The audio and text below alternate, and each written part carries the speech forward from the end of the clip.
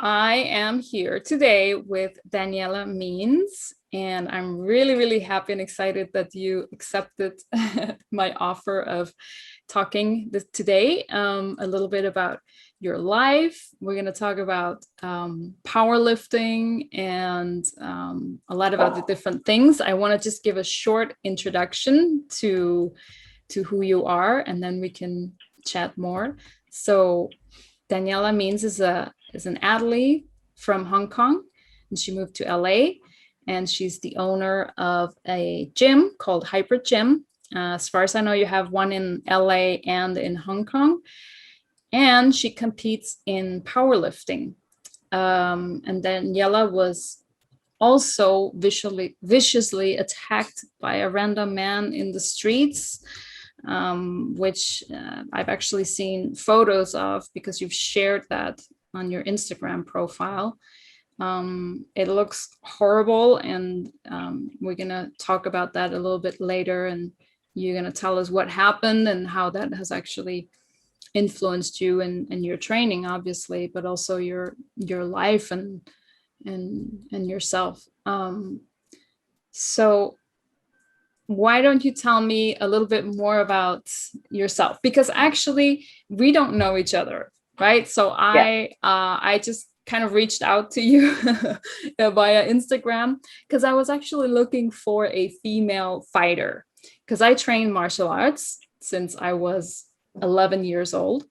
And so I know what it is to be a woman in a very male dominated environment. And it has its good things and it has its bad things. Actually, I would say that I've had probably more good things with it, because I've always felt very respected and accepted by the guys when I train. It's funny because I think it's the place where I feel most equal to men, actually. It's when I'm in the dojo training with them.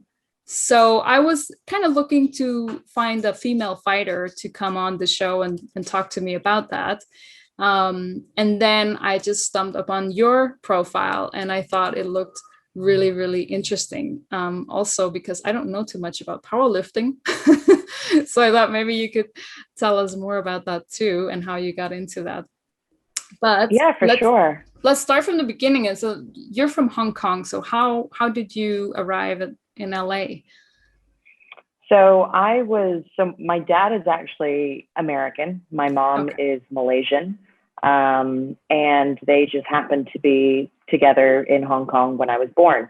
And so I was raised there my whole life, in this, melting pot of cultures, which Hong Kong is, which is, an amazing place to grow up. And my parents divorced when I was quite young, and my mom decided to stay in Hong Kong, which was, so I was raised by a single woman, which like I think which is pertinent to this documentary, to this story. Yeah. And so the female empowerment aspect of, I guess this series is really sings true to what I'm about.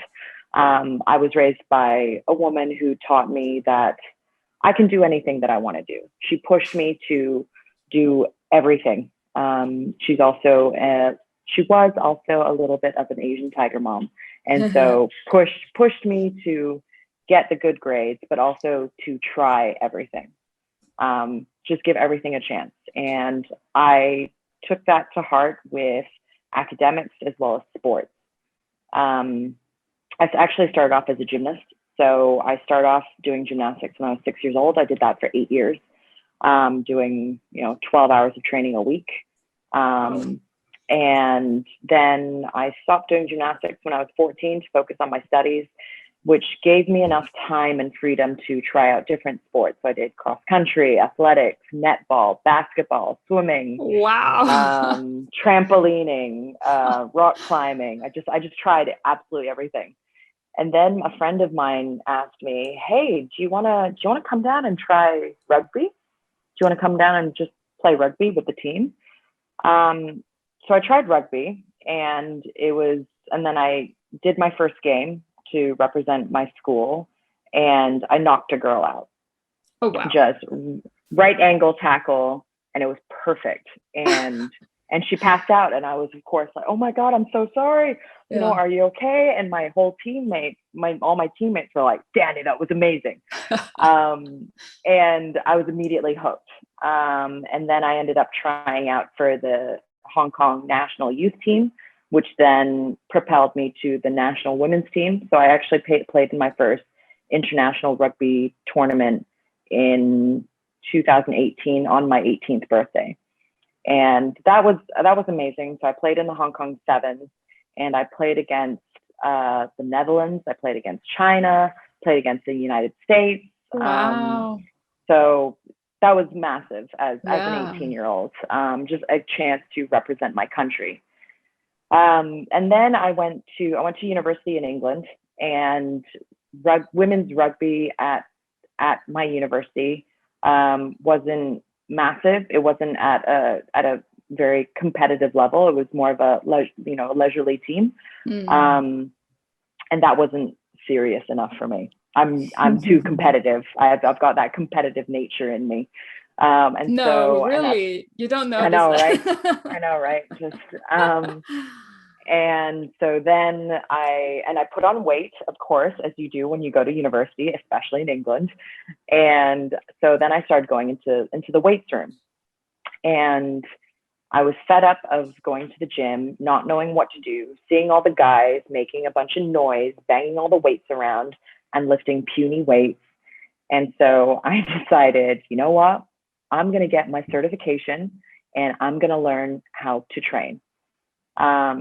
And then that's kind of when I discovered that, oh, that's a sport. How heavy you can lift is actually a sport. And so then I started getting competitive with myself in the weight room. And that's kind of how I shifted from going from a team sport to an individual sport. Just that competitive nature, being able to see how much I could lift on the bar increase every week to begin with, especially seeing that number go up, that progression, rather than focusing on what the scale said and focusing on the number on the scale going down was a big shift in my mentality. Just being more positive, focusing on progress and more performance driven, which is something that we talk about a lot at my gym, Hybrid, just being about, performance driven. Anyway, so then after I finished university, I moved back to Hong Kong, and I started playing rugby again, started playing for the national team again. And at that time, weight training became a big focus for a national team, right? We were actually training for the Rio Olympics to qualify. And that's when I realized that I didn't love it enough. My body was breaking down. My knees were going, my lower back was going. And I realized that I just didn't love it enough. And it was time to kind of take a step back from rugby, and let other people have the opportunity that I wasn't ready for. And how old were you at that time? That was about 23. Okay. And then I started focusing on weights. I actually did a little bit of CrossFit in Hong Kong. But I actually noticed that my numbers were going down in the squat, bench press, and deadlift. And so then decided to shift the focus to, okay, let's just focus on these three lifts. In 2015 is when I met my now husband. And he started helping me program with training, actually having a proper focus, addressing all my weaknesses, all my imbalances, addressing my issues in my lower back, really focusing on technique. So that's kind of how that all started. So I competed in my first powerlifting competition with my husband in 2016. So we decided to fly to Singapore and compete in a competition there. And it was great because my first competition, I set a national record in Singapore. Wow. And won. So that was great. That was a great first taste. That's and obviously amazing. I was hooked. Yeah. you know, and that's kind of where it started. But powerlifting in essence is broken into different weight categories. Mm-hmm. So and it's all about lifting as much weight as you can for one rep. Okay. In 3 different movements. So the squat, the bench press, and the deadlift. Right. And at a competition, you get 3 chances to lift as much as you can. To do your best. And that's it. They're going to measure like the best that you do on those 3. Correct. Yeah. Okay. So, and the weight cannot go down. So if you start off saying, I'm going to bench press 60 kilos, and if you fail it in your first attempt, you cannot go down. Oh. You have to try that again. So that's kind of the tactical approach to it. But I like powerlifting because you can only lift what you can lift, and it's all about all the hard work that leads up to that, all the process of what you put in and day out, and before the final competition day. So in that sense, it's kind of it's an interesting sport because yes, you're competing against other people that show up on the day, but again, you can only lift what you can lift. If some girl gets up and she decides to bench press 200 kilos, okay, great. I've never done that in my life. Yeah. I don't think I can do that. So maybe I can beat her on squat. Maybe I can beat her on deadlift. Yeah. So and then they add up the total. So you go on the day of the competition, you are very well aware of how many kilos you can lift. Give or take a little bit, or can you have a bad day and a good day, I suppose? Yeah, absolutely. So normally your first lift would be a fairly comfortable weight that you're confident in. Mm-hmm. And then your second attempt would be probably something that you've achieved before as your best lift in training. Right. And then your final attempt will be like, you know what, I'm feeling good. I'm going to go for it. Let's go for it. Let's see what we can do. Just because you never know with, the crowd, the audience, with adrenaline pumping, what you can do on the day. So in that sense, it's a mental game. Yeah. Wow. That's really exciting. So I just want to let everyone know who's watching this, that you went and you competed just what is it, like a week ago? How long ago was it? Yeah, right? About a week ago on the 12th. Yeah. And that was what, the national championship for powerlifting? It was the USPA National Championship. So it was my first national championships in the US. So I've competed a lot over the years. And I've competed in different federations and in different countries. So I've competed in, as I mentioned, Singapore. I've competed in Hong Kong. I've got records in Hong Kong. I've competed in Australia a few times. I've competed at the Asia Championships in India, which I won. And I've competed in Ohio. So to be able to compete, especially after post-COVID, and to be able to do it in California and on the national championship level, it's been phenomenal. Yeah. So what made you move? Because as you just explained, as you were born in Hong Kong, then you went to England, then you came back to Hong Kong, and then you went to LA when you met your husband, or what was the reason, or when did you move to LA? My husband and I, we met in Hong Kong, and I moved to California about 3 years ago, to LA, and that was for a job. I was working for a gym in Hong Kong, and they had a gym in LA, so they moved me out here to manage it. And so I did that for a year out here, and then my husband actually opened up the gym in Hong Kong with some business partners there, and then we decided, well, we're now both in LA. Yeah. We should open up our own gym here. And I guess anyone that works in fitness, I mean, this, anyone that works in fitness, the dream is to have your own gym. Imagine if we had our own gym. Yeah.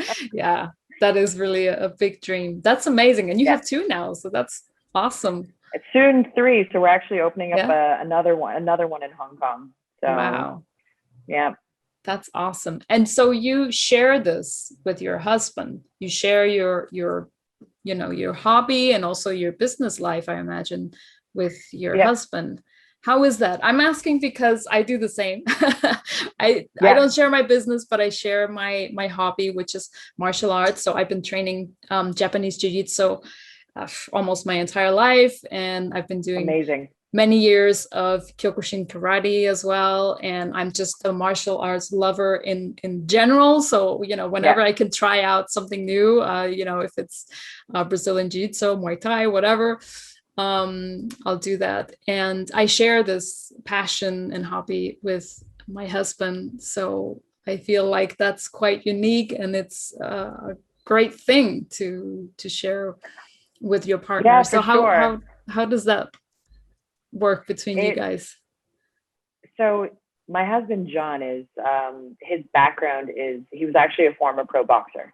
Okay. Boxing was his first love, and he's actually from Manchester in the UK. Oh, And okay. he's also a former pro MMA fighter, Yeah. and he's also now a black belt in Brazilian Jiu Jitsu. So I actually Wow. started doing Brazilian Jiu Jitsu in November, Awesome. which has been fantastic, and I Yeah. absolutely love it.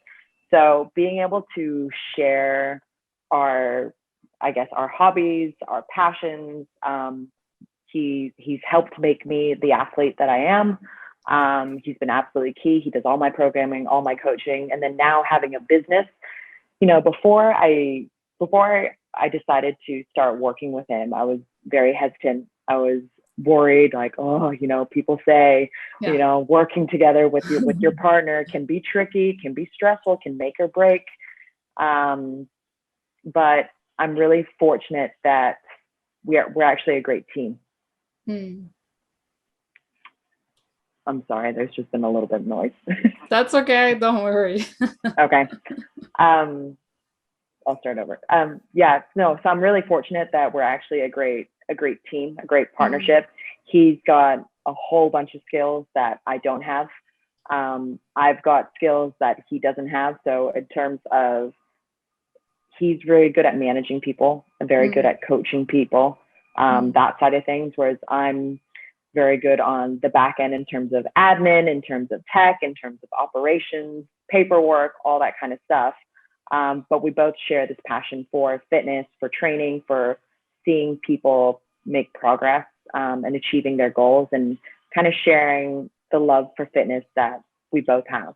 Yeah. So it's actually been really good. It's hard compartmentalizing sometimes between, okay, now we're going to go on holiday and this is just going to be our time and we're not going to talk about work. And it's hard not talking about work when it's so much of your life.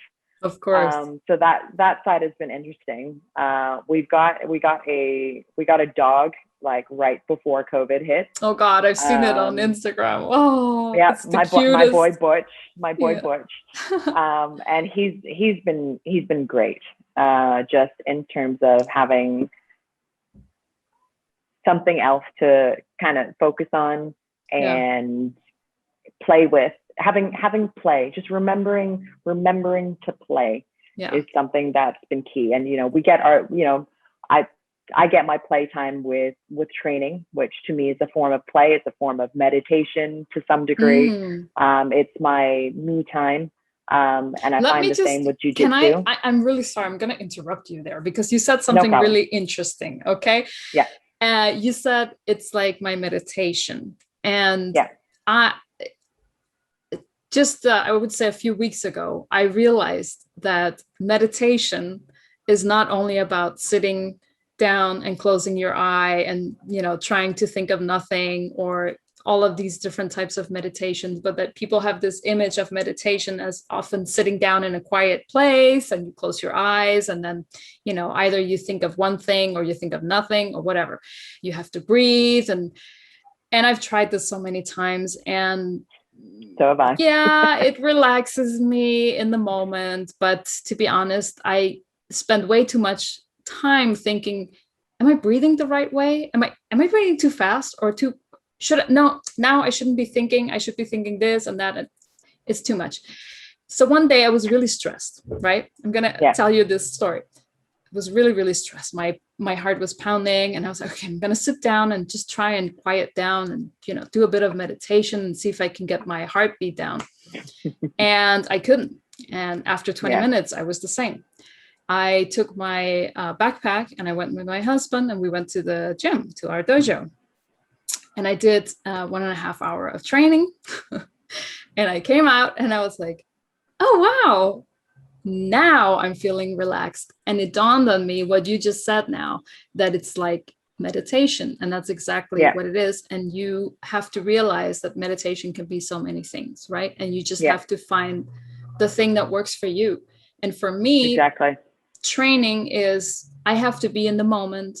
I have to be absolutely focused on what I'm doing right now.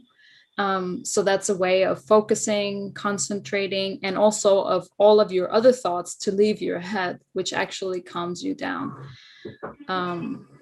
Sorry, I had to jump in. Especially with fighting. No, not at all. Yeah, especially with fighting, right? Especially with fighting, because, you know, you're basically trying not to get hit or not to get choked out, not to get thrown around. So especially with fighting. So, you know, I totally agree.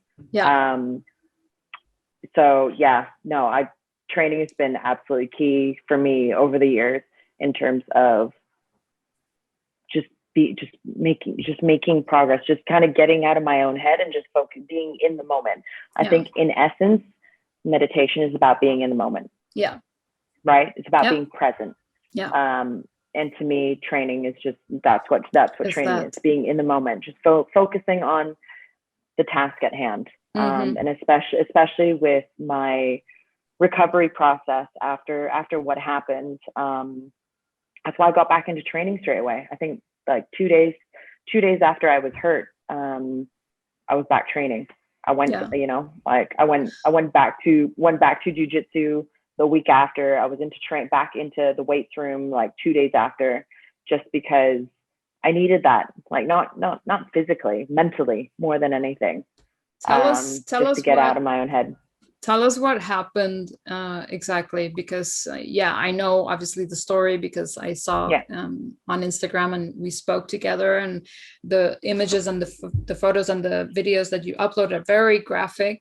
It looks absolutely horrible. So what exactly did happen? So on May 18th, I woke up in the morning and I wanted to take my dog out for a walk. It was 7 o'clock in the morning, and I literally just took him out. And next thing I know, I was turning a corner, and a man came up to me with a hammer and said, "Give me your bag." And it's 7 o'clock in the morning. It's broad daylight in the middle of summer. And I was just like, what? Yeah. No. Yeah. I said, no. I saw the hammer and I said, no. You saw the hammer? I saw the hammer and I said, no, because I was in disbelief. Like, are you serious? Is this really happening? And he said, "Give me your bag." And then he hit me. So he hit me with one blow across the head, and I fell down to my hands and knees. I just remember gripping onto my dog, onto his leash, because I was so scared that he would hit my dog, that he would hit Butch. And Butch is 18 months old. You know, he's a baby, and he's a goofball. And I was on my hands and knees, and blood was just gushing from my face. I was convinced that that my eye was gone. I was convinced that my eye was gone. Yeah. Because there was just that much blood. And then he stood over me and said again, "Give me your bag." Yeah. And at that point, I'm like, just take it, take everything, just don't. And then he apologized. He said, "I'm sorry." Yeah. Um, and then he ran away. Now, I think he said sorry because he didn't expect to hit me. He didn't expect to have to hit me. I think he thought if I had seen the hammer, I would have said, "Oh, just take it, just take it." Yeah. So I think that's why he apologized. Anyway, then he ran away, and I ran away screaming, top of my lungs. Yeah. And fortunately, there was a couple around the corner who stopped. I was so scared that they would think that I was like a mad homeless person or something. Yeah. But fortunately they stopped, came up to me, calmed me down, immediately called the paramedics, was just like, you're fine, don't worry, you've got a beautiful dog, you're safe, you're in one piece, you're fine. They called the paramedics. They asked me, do you have a phone? Do you want us to call anyone? Fortunately, I memorized my husband's number, which seems to be unusual in this day and age. But fortunately, I memorized my husband's number because obviously the man who robbed me had taken my bag, taken my phone. Yeah. So my husband came. I was literally 400 meters from my home. So my husband was like, "You're joking. You're fucking joking." Yeah. So he comes down. The paramedics come. My dog Butch is just covered in my blood, and I get taken to hospital. My husband is like, "What do I do with the dog?" So my husband goes home, takes the dog home, puts him in his crate, comes to hospital. He can't reach me obviously because I don't have my phone. They won't let him into the hospital because of COVID restrictions. So that was frustrating. The nurses finally let me call him, so got that all cleared. My husband calls my mom, who's retired in Malaysia, and tells her what's happened. And it's like midnight her time, so she's freaking out. Yeah. But the doctors check my eye and they say, "Don't worry, your eye's fine. Don't worry about it. We're going to get you in for a CT scan, just to make sure that everything's fine." And they let me out. They released me from hospital 3 or 4 hours later. So that's summary of what happened. The rest of that day was bizarre. I was just in shock. Obviously that happened.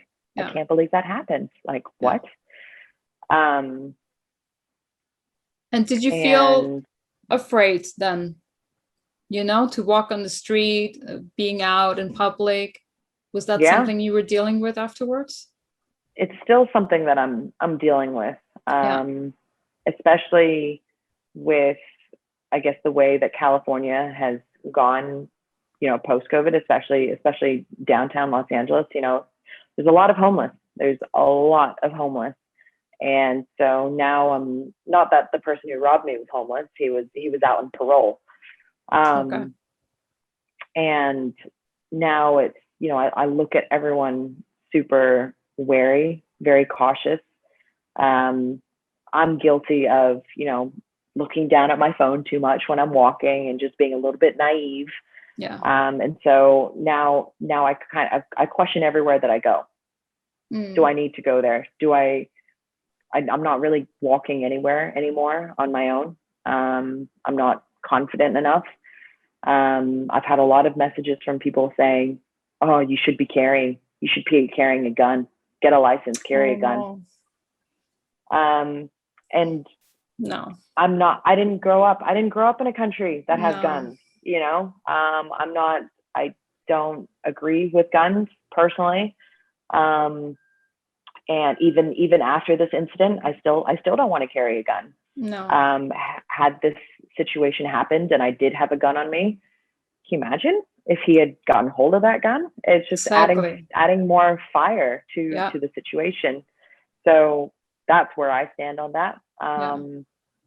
And tell me a little bit about, because you are from, you grew up in Hong Kong, and I remember last time we spoke, you talked a little bit about how different it was all of a sudden to be when you went to London, right? Because you were used to being able to walk on the streets in Hong Kong and feeling very safe. And all of a sudden in London, and I imagine obviously now also in LA, that's like a completely different world, right? As a woman walking on the streets. Hong Kong is one of the safest cities that you can grow up in, that you can be in. You know, I was super lucky to have grown up there. You know, I think from the age of 10 years old, I would take public buses, public transportation to get to gymnastics training, and I'd come home on my own at 9 p.m. at night on the bus, you know, as a kid, and it was totally fine. It was never an issue. So, which was why it was, you know, kind of a great place for my mom to raise two young daughters, because it was so safe. So having that culture shock of then going to the UK and, you know, being on a night out with my friends and wanting to, you know, me being like, oh, 1 o'clock in the morning, you know, I want to go home. I'm going to call a taxi and go home. And my guy friends saying, you're not going on your own. One of us has to take you. And that's frustrating. It's so frustrating just because I'm a woman. I mean, you know, I love my friends for taking care of me that way. And I'm super grateful for it, but it's frustrating that just because of my gender that I have to do that. And now being in LA, it's incredibly frustrating because I think, you know, every woman wants to be strong, independent, be able to do things on their own without the need of another person, without needing a man around all the time. And so now having to succumb to that and be afraid to walk around on my own is incredibly frustrating, and still something that I'm dealing with. To be honest, you know, 2 weeks, 3 weeks after the incident, that was the frustrating thing that I was battling with. You know, I can't walk my dog on my own anymore. Hopefully someday in the future, but right now that's not something I'm confident in doing. So because you told me that guy, you had heard that he then later that same afternoon or same day attacked another woman, right? Yeah, absolutely. So the police officers came to visit me in a hospital immediately after the incident happened, and they took my description of him. And they came back a couple hours later saying, we caught him. Can you identify him? So they showed me a lineup of 6 pictures of 6 different men, and somehow I was able to pick him out from that lineup. And after I picked him out, they returned my stuff to me, and they told me that the reason that they were able to apprehend him was because they caught him trying to do the same thing to another woman an hour after he hurt me. And they were literally just driving by, saw the incident happen, matched the description, and they caught him. And I literally just got a letter this week from the district attorney's office saying that he's been convicted. Oh, good. So so that's a relief. Yeah, definitely. It's I'm gonna tell you another story because it's making me think about there's a lot going on in Denmark. That's where I'm from. I'm from Denmark, but living in Spain. And there's been this whole second Me Too wave in Denmark that started last year. So obviously it started in the film business and the entertainment industry, but it just spread out. And all of a sudden we were talking like all industries, politicians, architects, everyone with, you know, women were coming out and saying, this is happening everywhere. There's been, you know, different men that go out in the press, express themselves. And lately there was a man that said that, you know, we women really just have to learn how to defend ourselves. And I'm laughing because I don't know what else to do, you know, right? Because it's just so grotesque. The fact that what should we do? Accept in our society that men just run around with hammers and knock people and that's out. Okay. Yeah. And that's okay. And you can just learn Yeah. to defend yourself. And excuse me, but I'm training martial arts since I was 11 years old. Look at you, powerlifting, like a super strong woman. But what are you going to do when a man comes up with a hammer? You know, Yeah. it's surrealistic to have these ideas in society instead of once and for all say the problem is with the man who attacks. It's with the Exactly. aggressor. It's not with the woman, right? And it's not, I mean, what she's wearing, what she said, what she did, none of that. It doesn't matter. Look at you, 7 a.m. in the morning, like, okay, couldn't be more innocent. And that also shouldn't matter. Even if I was out at midnight, that still shouldn't happen. Of course. And you know, again, I've had a lot of people message me saying like, oh, you should learn martial arts, you should learn self-defense. And I'm like, well, I've been learning jujitsu, but also how much is that really going to defend me against a hammer, especially in that moment? Yeah. And also, I'm holding my phone, I'm holding my bag, I'm holding my dog. And your dog, yeah. So then, and jujitsu, like, what? Okay, so I'm gonna wrap myself in him, and I'm gonna get him in an arm bar, and what? Like, no. You have to exit the situation. So anyway, but to your point, it's not acceptable. It's never acceptable, and it needs the aggressor. It's always the aggressor's fault. Yeah. And it's disgusting. It's disgusting that attitude exists, that conversation is still a conversation. Yeah, exactly. That we're even having that conversation is insane, I think. Yeah, absolutely. I wanted to ask you another thing, which is, still related to you as an athlete and the sport that you do, because there's another thing I think we often see in our society, and it's kind of how women are supposed to look like and what is defined as beautiful and what is defined as sexy. And, I look at you and I can see your arms and your muscles, and I don't have anything near you, but I know I'm also a woman that has a little bit more muscle than probably most women. And it's something that I know my husband finds attractive. I assume your husband as well. But then Absolutely. again, there is a lot of,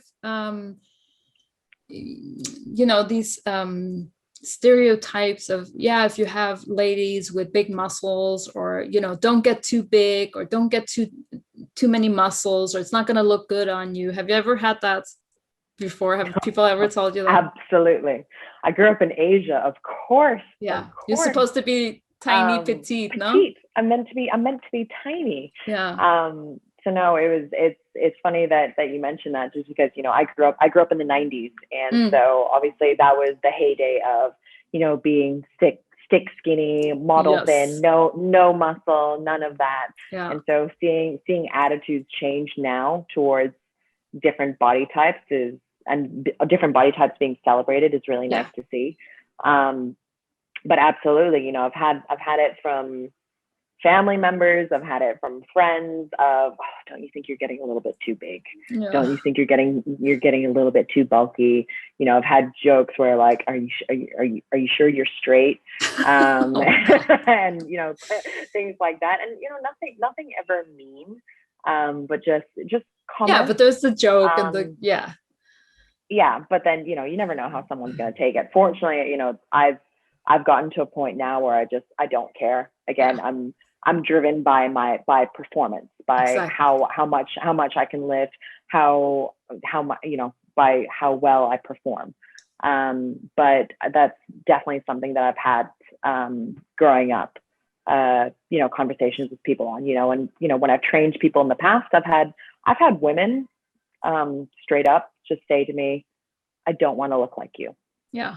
you can train me, but I don't want to look like you. Okay. And I'm like, girl, that's fine. Yeah. I'm like, that's absolutely fine. Like, your goals are different, my goals are different. It's totally fine. this took time. This takes Yeah. a lot of work. And it is fine, of course, we can all celebrate different types of bodies, and we can all have also different types of like what attracts us and what we find beautiful, right? Exactly. But it's just so nice to see, like you say, that finally it's maybe a little bit more accepted now that women also get more bulky and get more, have more muscles. You see, the female fighters of, for instance, like UFC female fighters, and you see, how their bodies are really changing the stereotypes of what is beauty and what is, and how can a woman look and still be attractive. Yeah, I mean, when I got into powerlifting, especially, a big mission of mine was to kind of spread the word in Hong Kong that, being strong is also beautiful, can be beautiful, that you can still be feminine, and you can still be an athlete. And just wanting to spread that message and break stereotypes that, just because I'm an Asian woman, I have to be small and petite and fragile.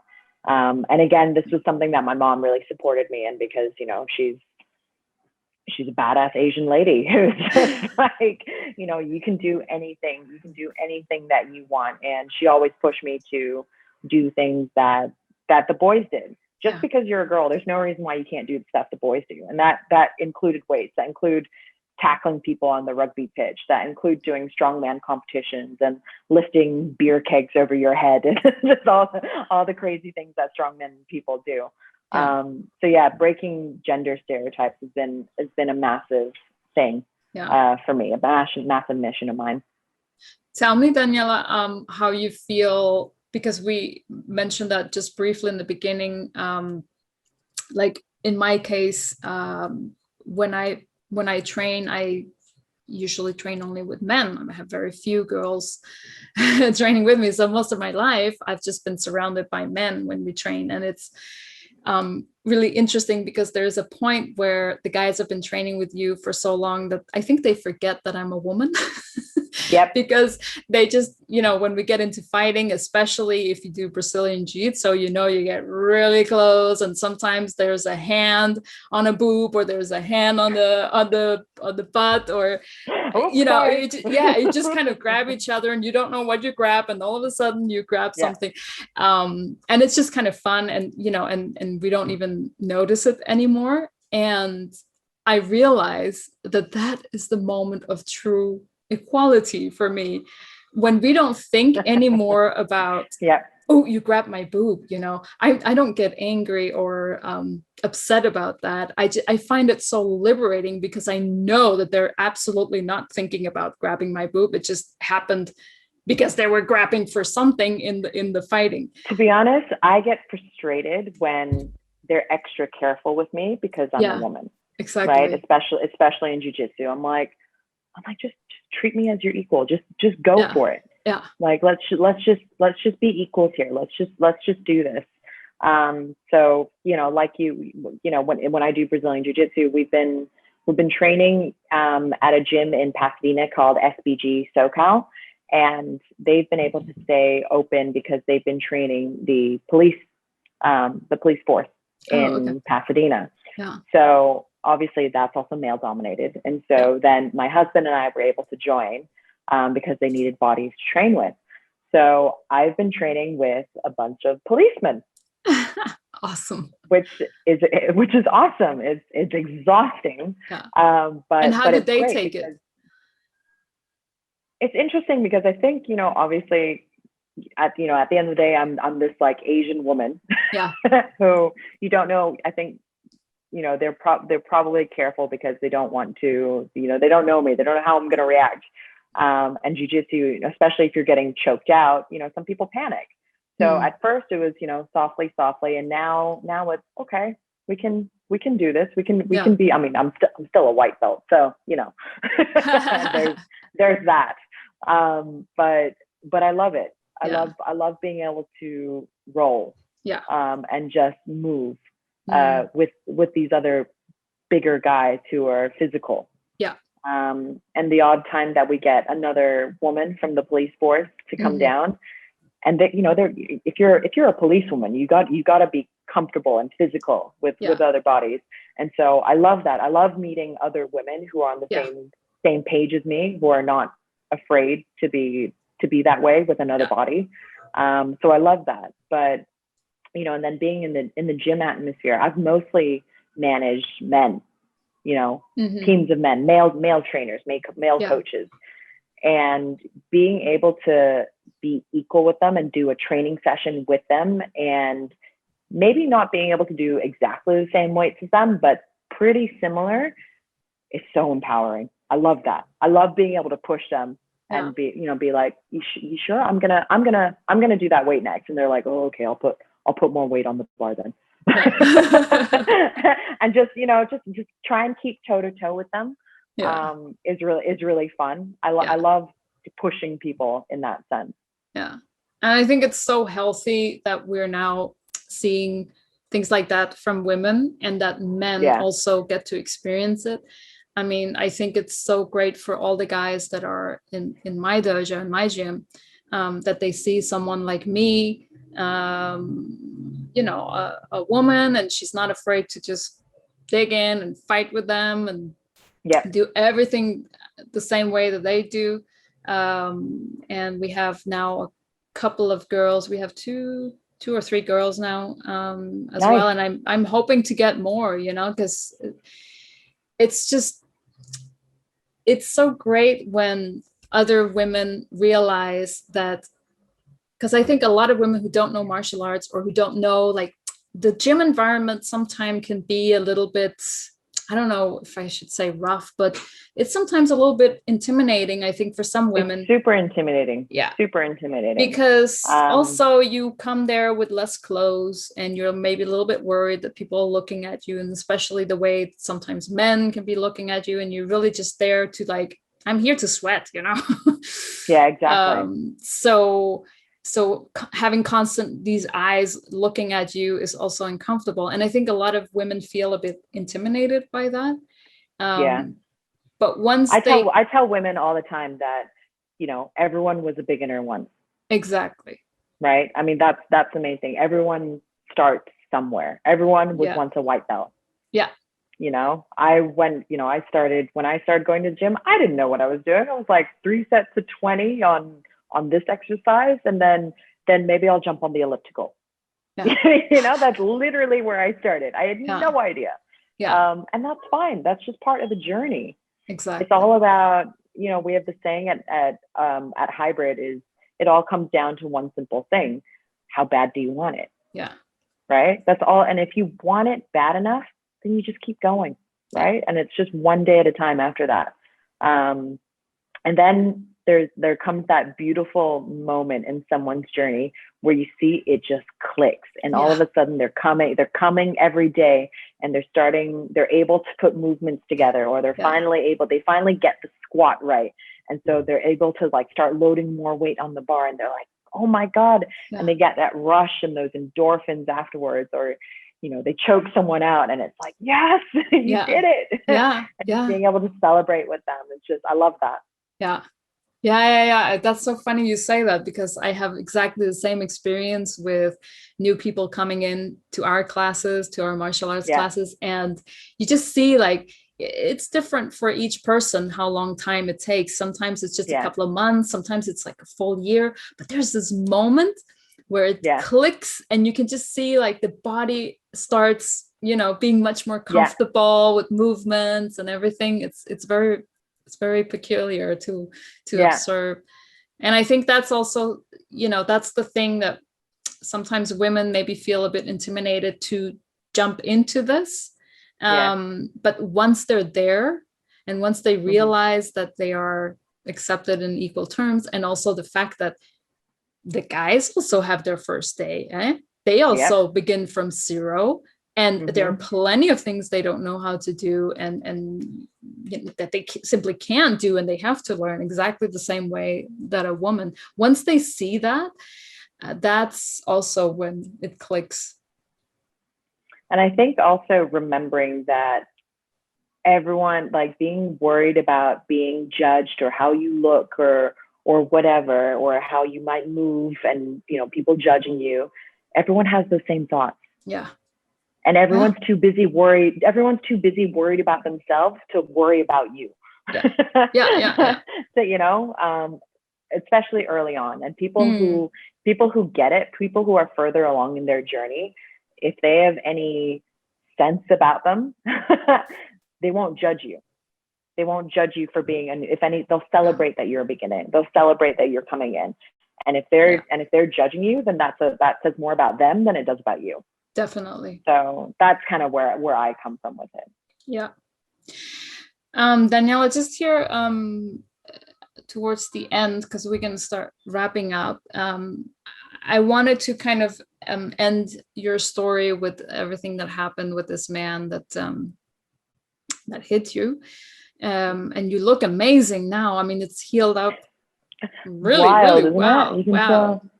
You have Yeah. one tiny little scar here, right? That's it. Yep. It's amazing. From the six stitches. Yeah. Yeah. And because you mentioned that you just jumped right into your training 2 days after. Yeah. Is that, wow. It was bench day. Of course, it was bench day.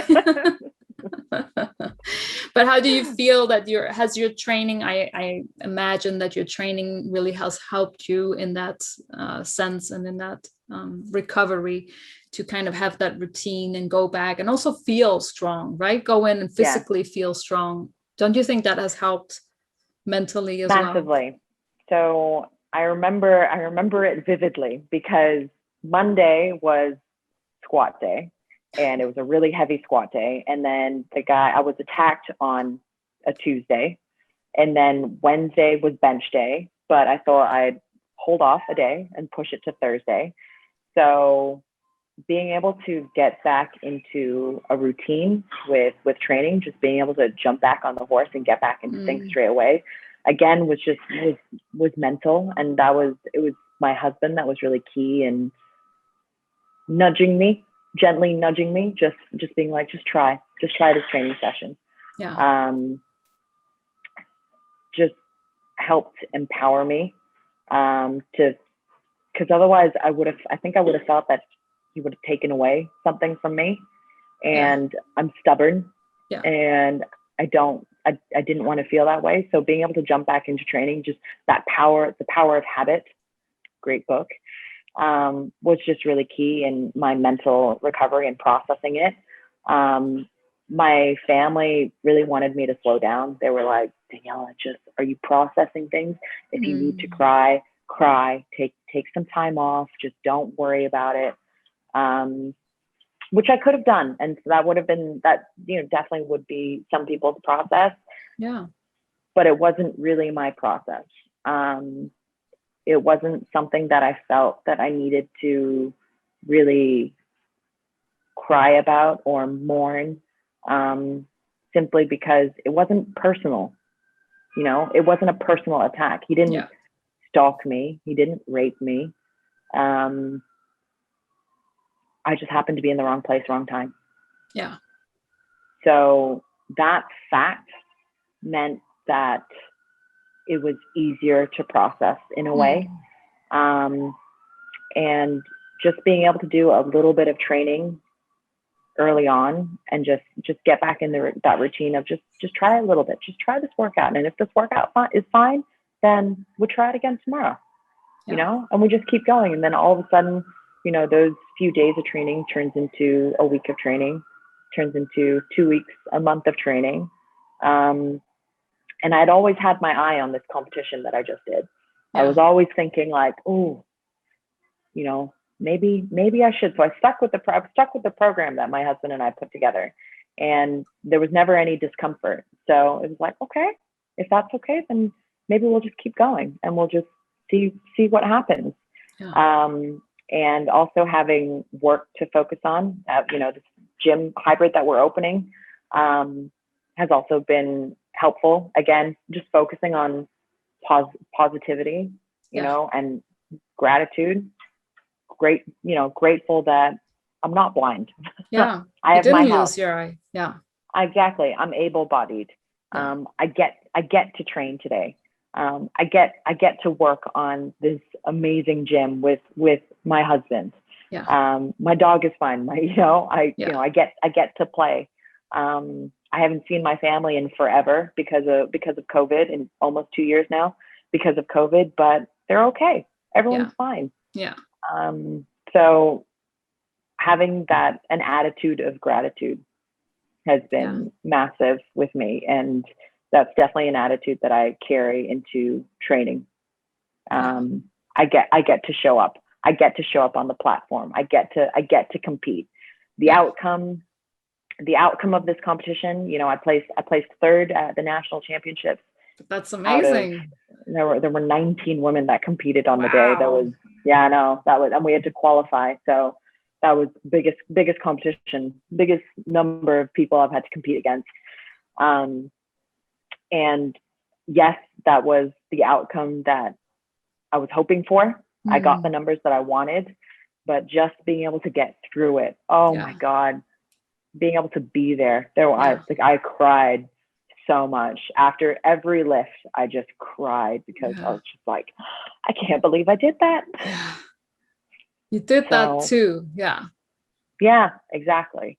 In spite of what happened. Exactly. And that's the biggest, like, I'm so proud of myself.